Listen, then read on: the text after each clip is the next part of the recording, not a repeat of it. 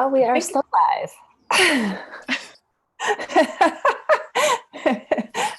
It's saying streaming. Meeting is now streaming live on YouTube. All right. Awesome. Listen, Yay!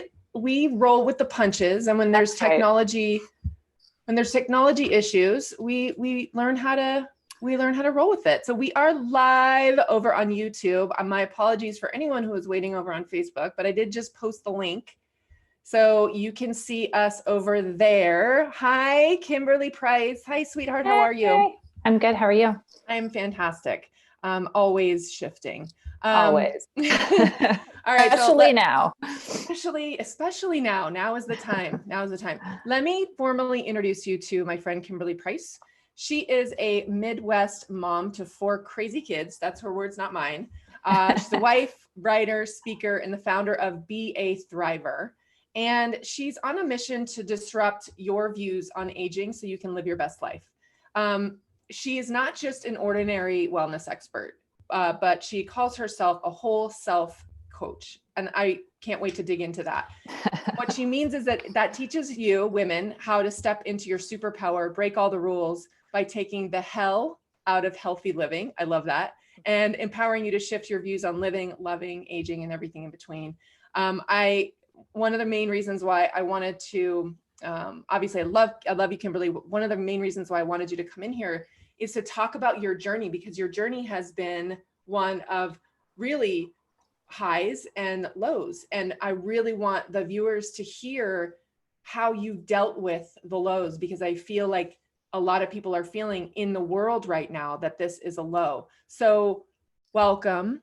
Thank you for being here. Thank you for participating in this conversation. And so tell us a little bit about, you and I met 2 years ago. It feels like forever. It feels like I've known you forever. We met 2 years ago in a transformational leadership program. And at the time, I remember hearing your story that you are a cancer survivor. And I hope it's okay that I'm starting with this, because really, sure. For me, this is I believe the times that we're in right now are what a lot of people could consider a wake-up call. Mm-hmm. And you had the ultimate wake-up call. So just share life before, what happened, what you learned out of that whole experience, because it's just so powerful. Yeah, absolutely. It's interesting. I've been talking a lot about this, and every day comparisons around my experience. Yesterday, in one of the lives that I did, it was 10 years ago yesterday that I started my 5th round of chemo. It was also the round where they go back in and make the decision. Well, they don't make the decision. I went through a PET scan to determine whether or not what they were doing was working. And so to take you back, I was in my early 30s. Our 4 kids were under the age of 6. I had just started a company 6 months before called Be. I was working at that time to connect, inspire women so that we together collectively could strengthen community. So all the things, right? The house, the husband we had built a new office, all the things happening. And really kind of out of nowhere, similar to this, really. I mean, this journey has been similar. There were some signs, some things that were happening a couple months before that should have suggested that I pay more attention. And I kept exploring and exploring. It actually took about 9 months before I was diagnosed. And yeah, it was, I tell the story, I was sitting on the edge of my bathtub when I got the phone call from a friend. And he said, Kim, I'm sorry, but you have cancer. And, I don't really know that there's a way to describe that. I know, there's a lot of illnesses out there that, there's a lot of things, heart disease, diabetes, a lot of things, but the comparative that a lot of psychologists and scientists and different people say that cancer in particular, when you get a cancer diagnosis, it is one of the only things next to war that causes and has caused some pretty serious PTSD. Mm-hmm. And, I don't remember, I tell the story. I mean, this is the part that I remember. I remember it was like an explosion had went off. Everything was ripped away instantly. all security, all certainty, all the things I believed I had, control, and 1,000 thoughts go through your mind in like seconds. You feel out of control and spinning. And it was almost within, a really short period of time, I looked in the mirror and I knew I had a choice. I had a choice in that moment that I was going to walk out the door to my kids, which I could hear them outside the door playing or crying or screaming or fighting or whatever. I was either going to walk out that door and do everything in my power to continue to live the rest of my life, or I was going to walk out that door in pieces and possibly not live the rest of my life. And so live being obviously, the real, live or die, or live in terms of what I like to talk about. And that's, thrive, enjoy Right. the life I have, whether that's 5 minutes or the next 50 years. And Right. so my diagnosis, I was stage 4, treatable, not curable cancer. Statistically, life expectancy 15 years. It's been 10. But the significant part in that is reoccurrence. So typically they see, because this particular cancer is generally only found in people over the age of 60, because I was in my early 30s and a female, the reoccurrence is the problem. So it's not generally the cancer that kills most individuals that get this. It's the treatment, the long-term treatment, and what it does to your body and the long-term side effects of it. So, and I have not had a reoccurrence, knock on wood. I've done a lot of things to take care of myself, to shift that. My mind is a powerful part in that. And yeah, so that is my story. Now from there, I mean, I can keep talking, 10 years, it's been 10 years of just lots of things. The highs and the lows didn't come with the diagnosis, just with the diagnosis. And, I think as we look out in the world today, one of the comparisons that I've been making between my story and where we are today as a society is, as a cancer survivor, I was not alone, because there are hundreds of thousands of people being diagnosed daily, but it was not a collective diagnosis. Right. And a lot of people believe, unless they've gone through something significant themselves, it's hard to have any kind of real, I don't know if I want to use the word empathy, sympathy for sure, but empathy in it beyond the fear that you have in the beginning. Right. A lot of the struggle doesn't start happening until the actual side effects and survivorship kicks in. And that's the part of this pandemic that we're going through, and the isolation and social distancing that we're all experiencing, that a lot of individuals just don't even have the capacity to get yet. So the work that I'm doing, the work that I've been doing, the work that I'm going to continue to be doing is work to help prepare them for what's coming. Because even if we're able to walk out into the world tomorrow and see each other again, it is going to be very different than it was before. And that's not going to change for a very long time. So as someone who's gone through what you went through, and that there are other people who are fighting, cancer diagnoses, in this environment where we're all in this, the world is experiencing this. What are the comparisons that you're seeing? Like, what, from your perspective, having gone through what you went through, do you feel like what's similar, what's different for you? Definitely the uncertainty, the outcome. Like, what does this really look like? Am I going to be affected or not? And I could take that into statistically, from my perspective as a cancer survivor. Am I going to be the one who is out of remission in a year and has to have the stem cell transplant? And then will that work? So the uncertainty causes you at times to go down the path of, is that going to be me? So right now it's a lot of, there's a lot of fear. There's a lot of fear around, am I going to get it? And if I get it, am I going to survive? Or am I going to be one of those that ends up on a ventilator? So uncertainty is huge. Yeah. And that's very common. I would say how to handle the changes. People still And I say this because I often compare the difference between a survivor and a thriver. Yeah. And I use my own definition because a lot of people like to argue, well, we're all survivors. Well, yes, we are. But some people interpret surviving as thriving, and I don't. You know, surviving is getting through what you have to get through to live, Yeah. to actually be able to continue to take breath and function and do what you have to do. That's my definition. Yeah. Thriving is a choice. Thriving is something that is in your heart. It's not in your head. It's a drive. It's a passion. It's a desire. Stronger than just, I want to be done with this. It goes beyond that in making the choice and the decision to do things that might not be easy, but that you know are going to elevate your life and take you to that next level, no matter what you've gone through, no matter what you've been through.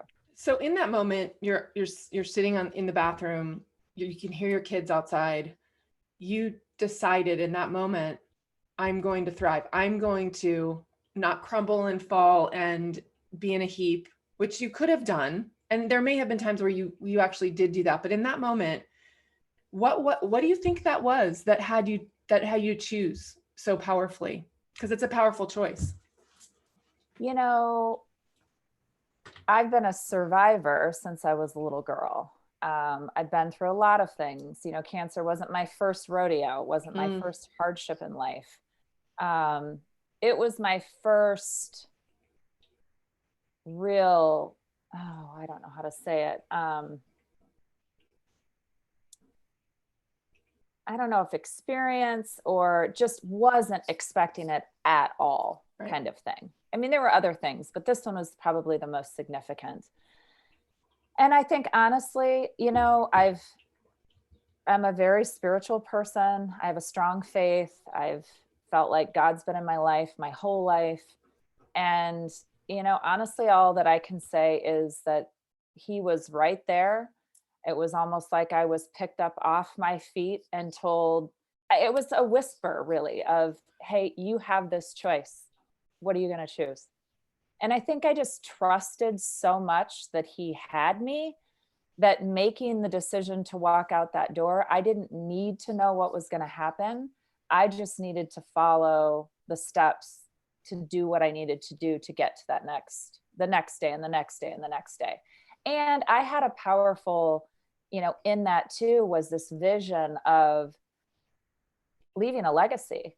If I left the world a week later or a day later, and I had the opportunity, now the difference here is I had the opportunity to choose at that point. I had the opportunity right there in that moment to say yes or to say no. And therefore I had an opportunity to leave a legacy, whether that was 5 minutes or 50 years. And so I say that with caution because some people, you know, would say, well, some people are just taken out of the world, Kim. They don't, you know, they're not here to get to make that choice.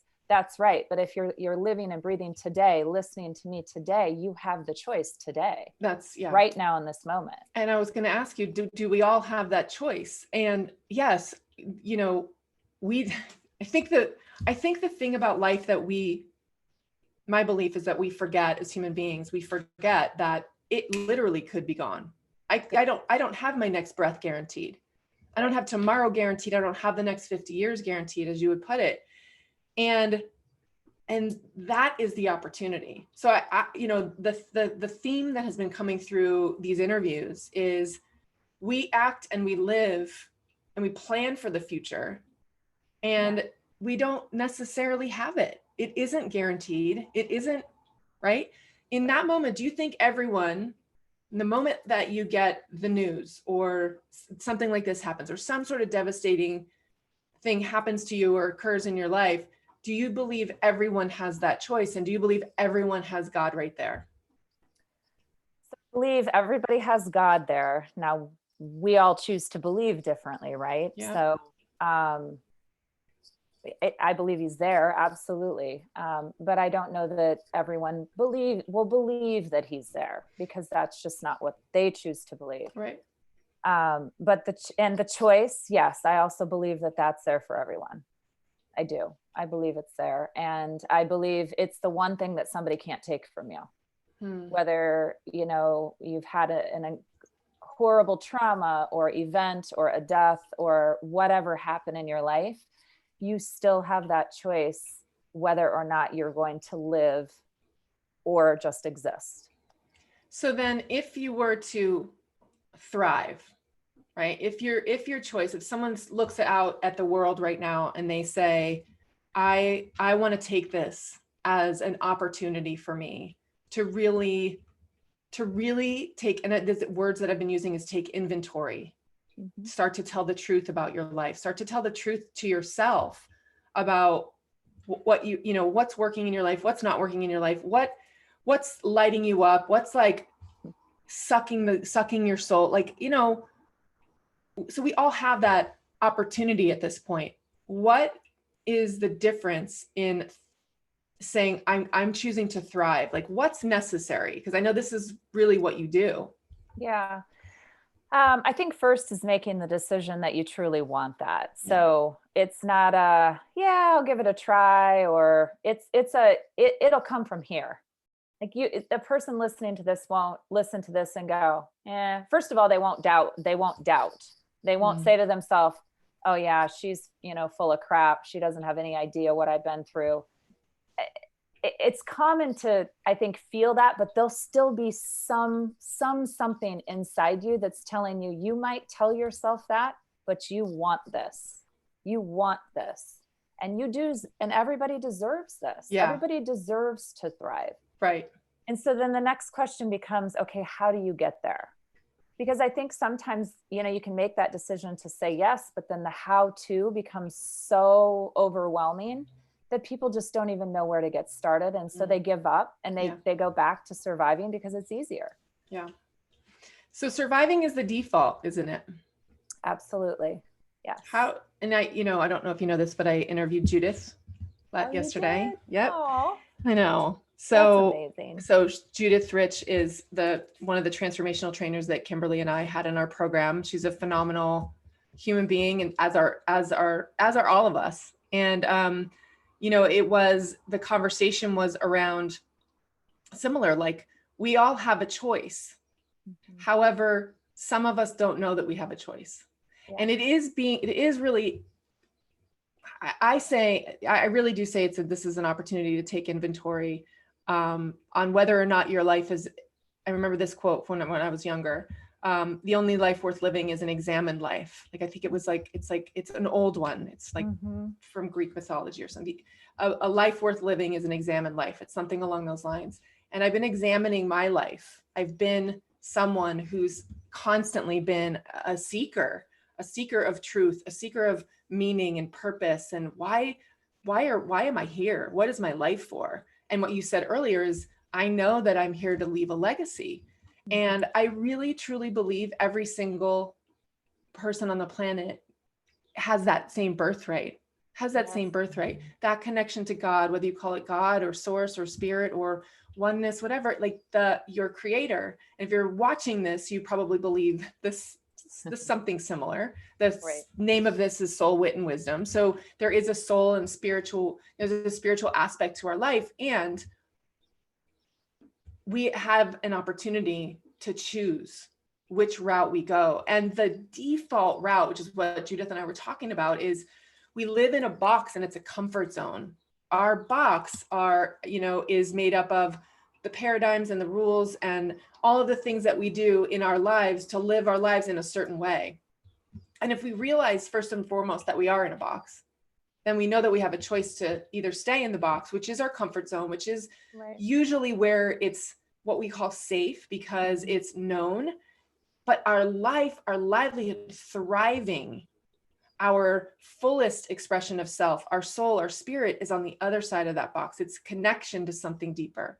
But here's what's so powerful right now, I believe, so powerful right now, is there's been a window cut into that box. Oh, I love that. If not, one of the walls have come down. And so there isn't a human on the planet right now that doesn't and isn't in that space somehow of feeling the impact of this. Absolutely. And when you're forced into something, when you're forced into feeling something you don't want to feel, which we all are right now, Yep. that's the time and the opportunity and the space to take hold of something bigger and better. I have an interview series. So I did a couple of summits over the last couple of years. I have over 40 plus interviews of people that have been impacted in some way, shape, or form by cancer. So it was either themselves or somebody that they knew well, and they have gone on to thrive and create some incredible things in their life and their world. This is your opportunity to do that. Don't let this pass you by. Your life is already uncomfortable. Yes. It's already not what you thought it was going to be. It's already not what you thought it was going to be. So take the opportunity now to put into practice the things that you can do to thrive beyond this, because I can promise you, and so could all of those people and everybody else out there that already does this, this is the secret sauce. It's the solution. It's the answer. It's the key. It's all of the things that we need to live the life that you want to live. If you've been that person that hasn't been living that life, okay, get out of it. Now's your opportunity. Yeah. Like, seriously. Yeah. If you, and I was interviewed last night, and you know, that was actually what came up. She's like, there's this window. I feel like this window. And now I feel pressure that she's like, I feel guilty to say this, but I'm kind of glad this happened. And the reason why is because she now has permission. She's given permission. We've all been given permission to hit the reset, to hit the pause button and say, okay, wait a minute. What's really important? And this is really probably what happens when you get a diagnosis, like you've got cancer, or, hey, you've got however many months to live, or, hey, so-and-so just died. It snaps us into like, life is now. I mean, really, life is in this moment right now. And what she said was, I feel guilty for feeling happy that I don't have to continue this pace, this rush, this drive, this push that we all subscribe to. You know, it's a common thing in our culture, in our society. And she's like, I feel good, but I also feel like this window eventually is going to close. And I believe we always have the window. It's always there. This one is like, whoosh, curtains pulled. You actually have a window. It's right here in front of you. It will never go away. It's always here. But now it's a collective window. Like, there's a window for everybody. Yes, there is. And, you know, I want to share this because whenever I have, especially now, I think when I have discussions or, you know, we're out there in the world and we're sharing what we're sharing, I want to offer a solution or a way that's, you know, we talk about quick fixes and easy solutions. So I'm going to say that this is simple. It won't be easy, because practice is what makes someone really be able to thrive well. It's not just a choice. It's a choice and then. And the practice is the key piece in this. But I want to offer something to you that the pastor of our church talked about it a couple of Sundays ago. I had been talking about, you know, something similar in my diagnosis. And this is so true in life. And this is something you can start right away. If you're somebody that, because a lot of people have, you know, outside of the pandemic, health issues that are still going on, domestic abuse that's still going on, death that's still going on. I mean, there are still other things on top of this bigger global piece, right? If you're somebody that wants to thrive, if you're somebody that wants to make that decision, I believe one of the key things for starting that after you've made that choice is to take your focus away from your fears and all of the uncertainties and all the things that are going on, and focus on how you can help somebody else. Because when you focus on somebody else outside of yourself and the way you're feeling and the way you can't do it and how do I do it and where do I do it and what does this look like, you get caught up in your head. And it's hard to thrive when you're in your head. Thriving comes from the heart. The way you get to your heart is to love on other people, serve other people, share with other people. There's a whole lot of the world right now out there that needs to be loved. They need to be cared for. They need things dropped off. They aren't in the place to make the decision today to thrive. Today, maybe tomorrow, but not today. So what can you do today to serve other people? What can you do today to love other people? What can you do today to show compassion to other people? Because if you can get your mind off yourself, you'll thrive. I love that, because that was what came through me. And I think we were talking about this, what came through me as it was like March 12th. I ended coaching a program on the 10th. And by the 12th, it was like, it was real. Like it was starting, things were starting to get shut down. Stadiums were shutting down and concerts were shutting down. And knowing the perspective and the work that you and I have done on self, on this, Mm-hmm. I thought, I just like, it just came through me. You have to give this out. You have to share this. You have to share what's possible right now. There's going to be there's going to be massive amounts of fear. There's already fear. There's already fear in the world. Fear of, enemy, fear of war, fear of sickness, fear of, money fears. And we live in that consciousness and that soup all the time. That's our normal. But now it's impact. This is this global thing that's occurring. And the voice that came through for me from God was, you have to give. And it was, this is my, just being able to give. I have a business that I'm not selling in my business. I was going into like, okay, I was done with that. I'm going to go into selling into my next program. I dropped everything. And I started this series. I started this collective series where we just like, as leaders, as people who have gone through something, and we can share our knowledge, our wisdom, our some of our truths, some of the tools and strategies that we've developed over a lifetime, and collectively, what can we give out? So that, I love that. Like that's really has been for me. And when you give out, when you do that, it gives you something. It gives you something in return. Absolutely. It gives you more than you can ever imagine. I mean, that's why we're here. We're here to love each other. We're here to serve each other.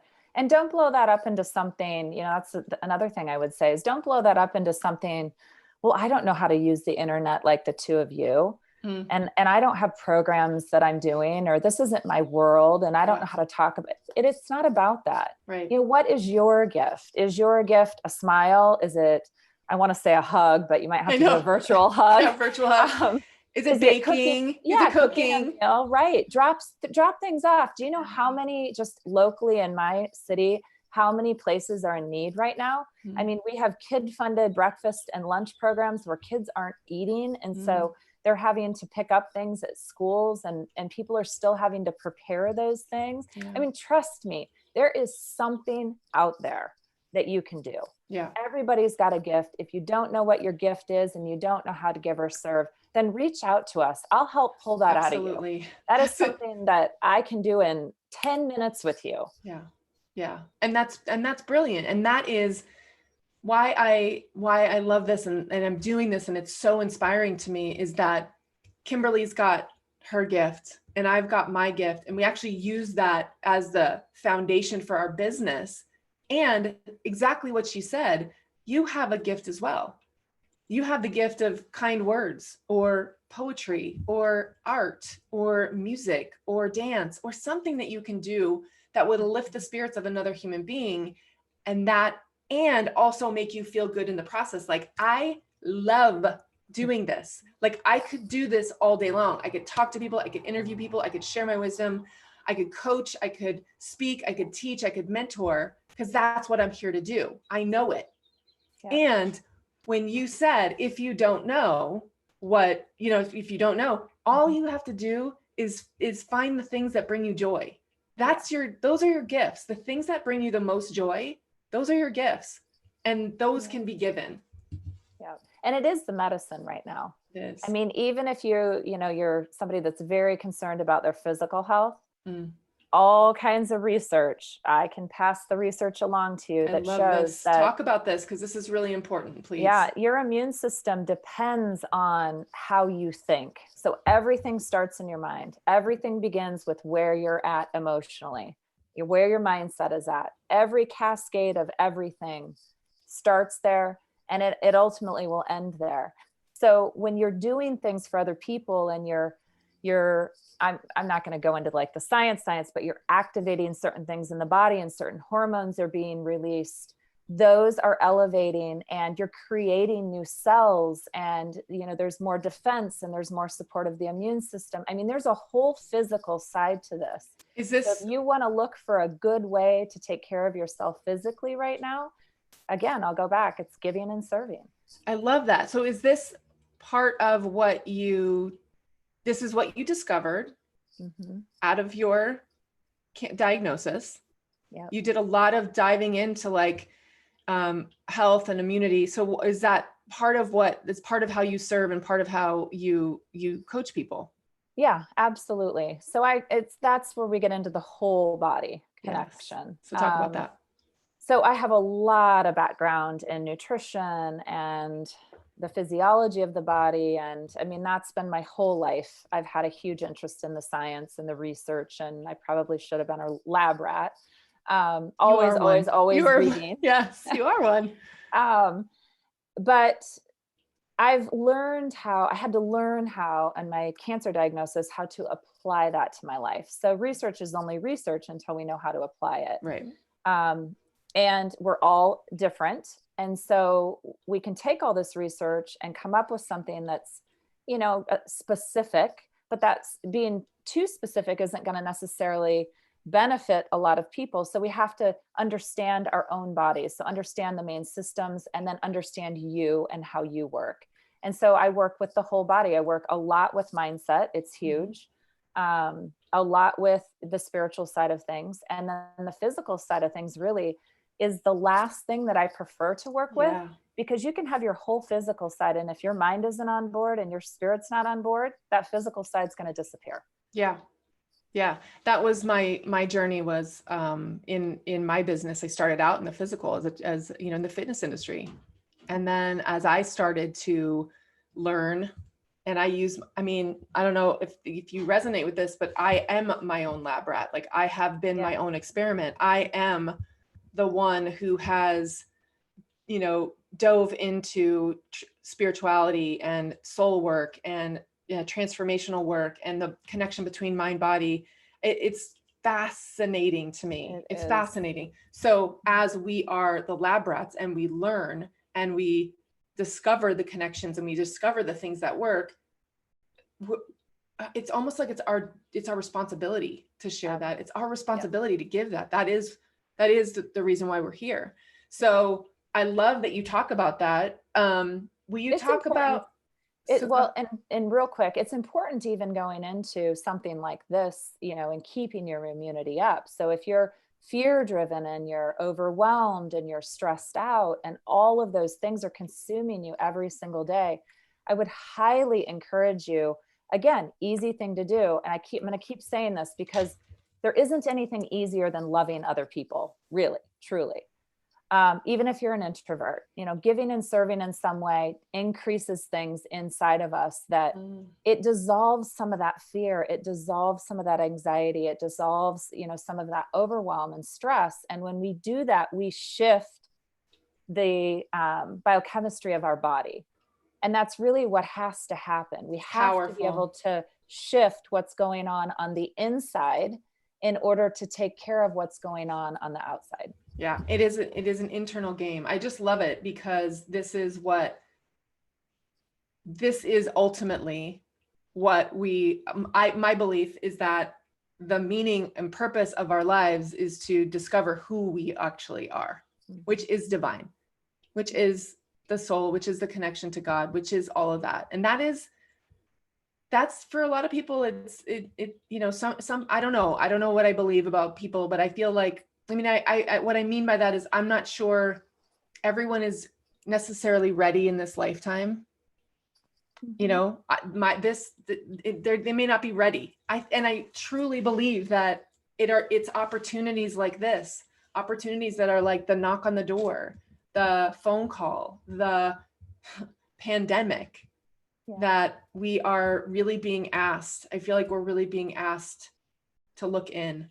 And when we look in, we see, I think there's just so many analogies to how powerful this whole experience is because we're all in it together. And when we're giving, when we're really serving each other, we're saying, I see you. We're connecting to another human being. And that really is like, we are connected. I am you, Absolutely. you're me. We're all connected to each other. And Well, it's and every powerful. decision we're making is we're interconnected. So when one of us is choosing not to socially distance and thinks they make the decision that this isn't a big deal, whether you want to admit it or not, you are indirectly impacting our entire world in doing that. So every decision we ever make does that.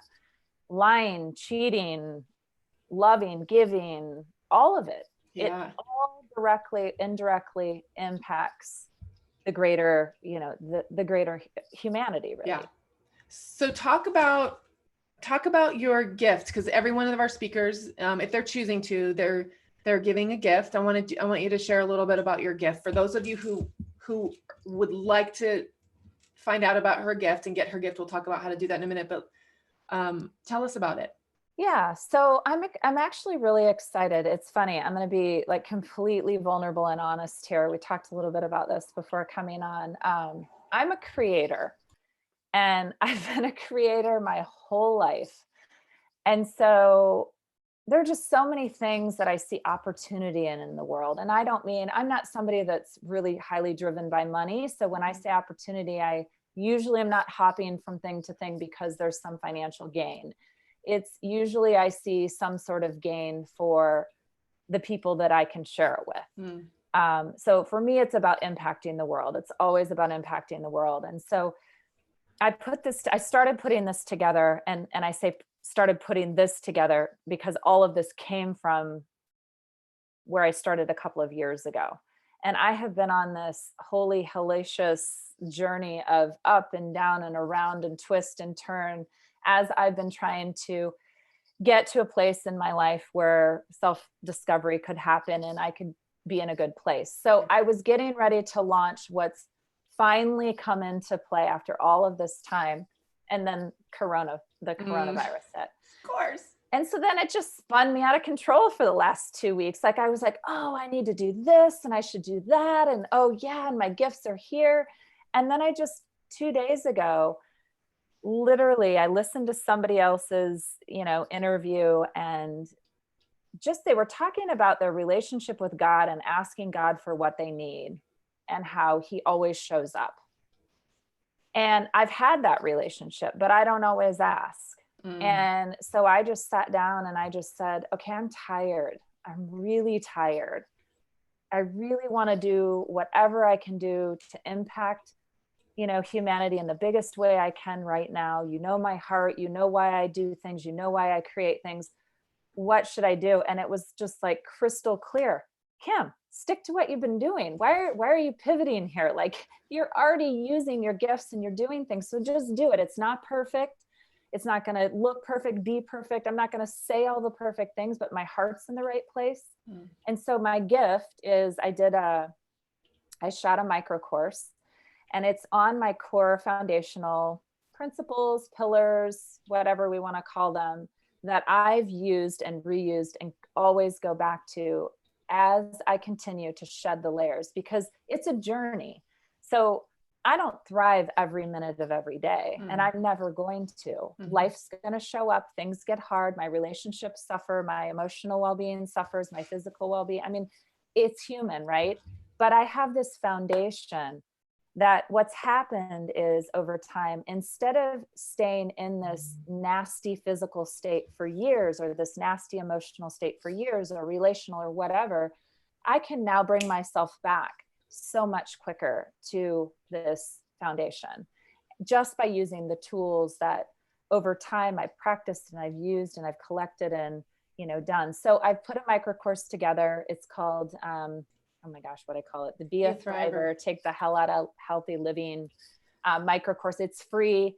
It's really short, simple videos that talk about those foundational pillars. And then at the same time, when you sign up for that, you get 7-day email campaign every day as one little short tip that you can do right now. I rewrote some of it for this particular time in our lives. One little thing you can do every day to increase your immunity, kind of your whole body thing, one thing every day. Some of them are going to be physical, some of them are going to be mental, some of them are going to be spiritual, but it's this whole package of over the next 7 days, what can you do? You'll get that. And then is an invitation. So I do want to take this to a higher level, because there are some of us out there, there's a lot of us out there that wanna take where we're at and thriving, and we wanna go to that next level. We wanna figure out as a collective how we can support humanity as we move Yes. forward, and our businesses and our relationships Yes. and all of those things. And so I have a Thrive Lab. It's a mastermind group that I'm putting together, and only allowing a few people in. It's an interview process, so not everybody can sign up for it, but just to take it to a higher, I really want to, gather together with people in the world that want this too, and want to go there and do there and be this. So that's what I got. I love it. Okay. Thank you so much. Thank you for that. Yeah. And so to get Kimberly's gift or any of the speakers in the series, so I'm basically giving all of the gifts for all of this entire series for speakers that have already been, speakers to come, is go to soulwitandwisdom.com. I will pop the link in the recording so that you have that easily. Soul, wit, and wisdom, and is spelled out AND.com, and you can sign up to get access to everything. Everyone's free gifts are in there, as well as Kimberly's. So, Kimberly, thank you so much. Is there anything that you want to say in closing? Stay safe, be well, make the decision to thrive. It's worth it, not only to yourself, but it's worth it to everybody else. Thank you, Kristen. I love you. And I'm so appreciative that we could be here together today, sharing. Giving. Sharing. Okay. So guys, again, soulwitandwisdom.com. And you've got this YouTube link. You see it. Please share this out, because really, one of my intentions for this series is it's like, it isn't for me to make a whole bunch of money on this. It really is for me to share the wisdom of the people in my circles that I know who impact me. I have conversations with people like Kimberly, with people like Judith, with people like Erin all the time. I'm in those conversations because it elevates me. It keeps me mentally healthy. It keeps me spiritually connected. It keeps me physically well. And so this is my gift to the world. And my intention with this series, with all of these interviews, is that it reaches 50,000 people. And so you're part of that. So if you are watching this, please share it. Please do your part. Share this video, and also keep your distance, right? You can click a button and share it, and we all stay safe. I love you. Mwah. We'll see you next time. Thanks. Bye.